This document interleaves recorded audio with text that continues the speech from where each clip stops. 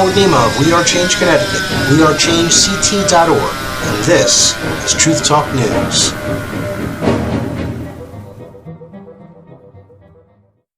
It never ceases to amaze me how peripheral our government always is as far as alerting the people to what's really going on.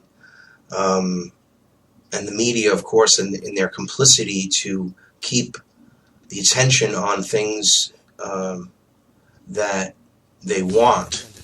Like right now, the government shutdown and the looming debt crisis and the lies that, oh my God, you know, this henny penny, the sky's going to fall, the world's coming to an end because the government shut down. You know, they're politicizing this because our revenue is substantial to pay our debts. It's like a joke. We still can manage by cutting and reducing spending to achieve a balanced budget. All these things can be done, but the interests don't want that. They want us to implode our economy, be destroyed by economic ruin, so they can become masters of us all.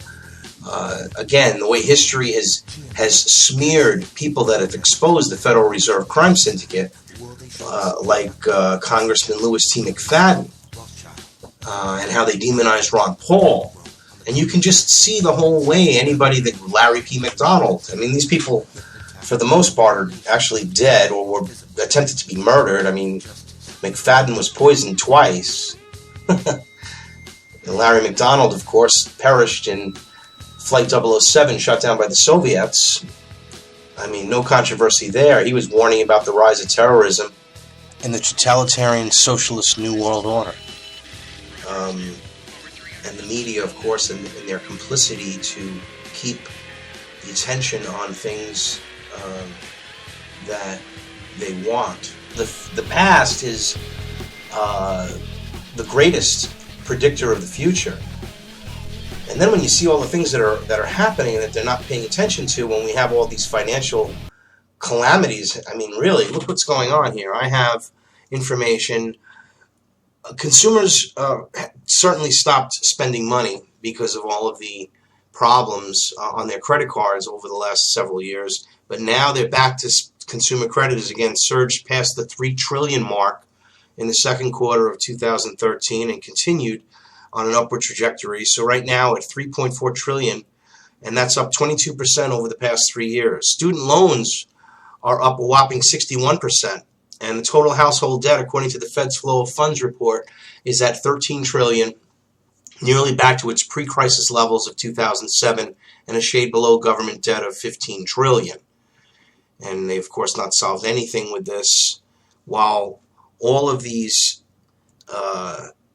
debts start to rise again, we have this very, very shaky economy. Cities are facing bankruptcy. Now, the market has been pumped up because the Federal Reserve are actually buying these treasury bonds. They're buying these bonds. So the treasuries are now, our government debt, and they're getting interest on this, and they're keeping the market stable by artificially inflating it. So the stock market is artificially inflating again. It's happening again. And cities are facing bankruptcy as a result. As many as 61 of the largest U.S. cities have been plagued with some kind of retirement legacy costs because of all of these problems that sent Detroit into Chapter 11.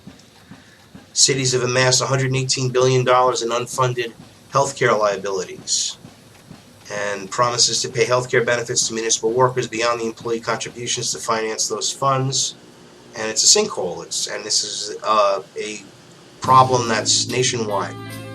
According to an analysis by the Manhattan Institute, several Chicago pension funds are in worse financial shape than the worker pension funds in Detroit. One of only 25% funded, and the other is 75% funded. The money will come from anyone's guess, who knows. And there's about a dozen major California cities having systematic problems paying their bills as well. This is what's happening. Other cities that are in, of course, we know Detroit went bankrupt. Stockton went bankrupt. Oakland is trying to get out of a Goldman Sachs brokered interest rate swap that's costing it $4 million a year. Good old Goldman Sachs. And Oakland has lost $250 million from a 1997 pension obligation bond sale and subsequent investment strategies. So they're in bad shape. Fresno's in bad shape. Fresno, California, had the ratings of its leased bonds downgraded. Harrisburg, Pennsylvania is at least $345 million in debt, thanks largely to municipal bonds it guaranteed in order to finance upgrades to its waste-to-energy trash incineration system, which is a failure. Irvington, New Jersey has a violent crime rate 6 times higher than New Jersey's average, with Moody's rating wealth indicators below stated national averages, and declines due to increased tax appeals and foreclosures. So Irvington's in bad shape. It goes on and on. So many cities: East Greenbush, New York; Newburgh, New York; Menasha, Washington; Jefferson County, the whole county of Jefferson County, Alabama, home to the city of Birmingham, has been dealing with the collapse of a refinancing for a sewer bond and filed for bankruptcy protection in 2011 over a $3.414 billion sewer bond debt. So there are some major debt problems that no one's talking about in this country. They're talking about the debt limit to pay interest to these criminal banks, criminal cartel that is printing money made out of nothing and charging us interest for it and leaving us with debt, ladies and gentlemen. Okay, this is what's happening. Providence, Rhode Island; Newburgh, New York, as I said; Woonsocket, Rhode Island; Stafford County, North Hampshire. I mean, we're talking about large municipalities here, are all teetering on the edge of financial collapse. If the market goes down, these gains that are holding these pension funds together now, what happens to that? Then they're gone again. It is a fraud, a big Ponzi scheme. These obligations cannot be met, and there's no money to back them up. It's like just saying, I promise you, I promise you, I promise you. And if you paid out your promises for 230 years, everyone thinks you're going to keep paying your promises.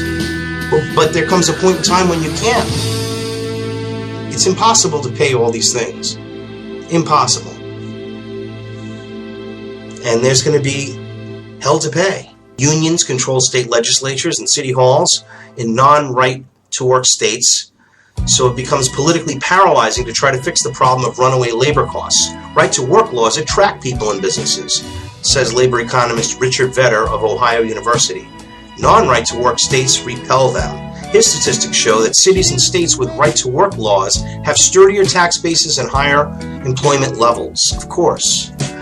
For at least the last 20 years, major U.S. cities have been the playground for socialist experiments. High taxes on the rich, sanctuaries for illegal immigrants, super minimum wage rules, strict gun control laws that actually contribute to high crime rates, regulations and paperwork that make it onerous to open a business or develop your own property, crony capitalism with contracts going to political donors and friends, and failing schools ruled by teachers' unions with little competition or productivity.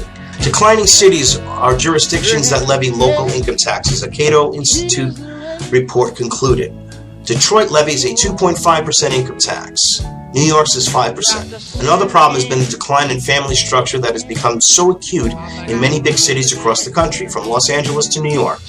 In many cities, as many as 2 out of 3 children are born to family without a father. As Charles Murray of the American Enterprise Institute has warned, single mother families are a recipe for social chaos. They are a major factor in high poverty levels of major U.S. cities, again with Detroit being Exhibit A. Welfare reforms have helped, but much work does need to be done to reinstall a culture of traditional 2-parent families in urban areas. This would lead to less crime, fewer school dropouts, better jobs, more businesses, and more social stabilization. Bankruptcy, strangely enough, may not be the end for cities, but perhaps the dawning of a new urban renewal. Global political leadership, by which I mean the role of certain leading powers in the world, has now become much more diversified, unlike what it was until relatively recently. Relatively recently still, the world was dominated by the Atlantic world, as it had been for many centuries. It no longer is. Today, the rise of the Far East has created a new but much more differentiated global leadership, one which in a nutshell involves, if one can hazard an arbitrary list of the primary players in the world scene, The other major change in international affairs is that for the first time in all of human history, mankind is politically awakened. That's a total new reality. Total new reality. The lethality of their power is greater than ever. Their capacity to impose control over the politically awakened masses of the world is at a historical low. I once put it rather pungently, and I was flattered that the British Foreign Secretary repeated this, as follows. Namely, in earlier times, it was easier to control a million people. Literally, it was easier to control a million people than physically to kill a million people. Today, it is infinitely easier to kill a million people than to control a million people. And of course, that bears directly on the use of force, particularly by societies that are culturally alien over other societies. There you go. All the truth that's fit to print. But don't believe me. Find your own truth. There is only one truth. Seek and you'll find it. It's extremely positive. So we are starting from a rather strong position. We have a lot of huge problems. We have the nuclear problem in Korea. We have the nuclear problem in Iran. We have, of course, the whole array of problems, each of which, Afghanistan, and so forth. But then we have the financial issues. But they really are issues of the construction of a new world order. That's what this is about. And that's the sort of dialogue the Chinese are generally good at.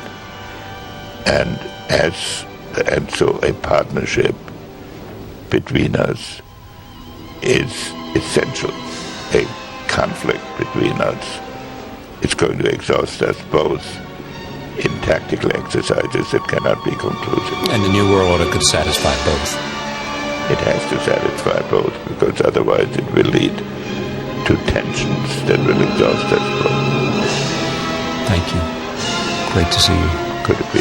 Henry Kissinger, as President Obama is in China talking to Hu Jintao and other Chinese leaders about how to find concrete steps towards building confidence and trust and a long-term view of the relationship and the roles of the two countries.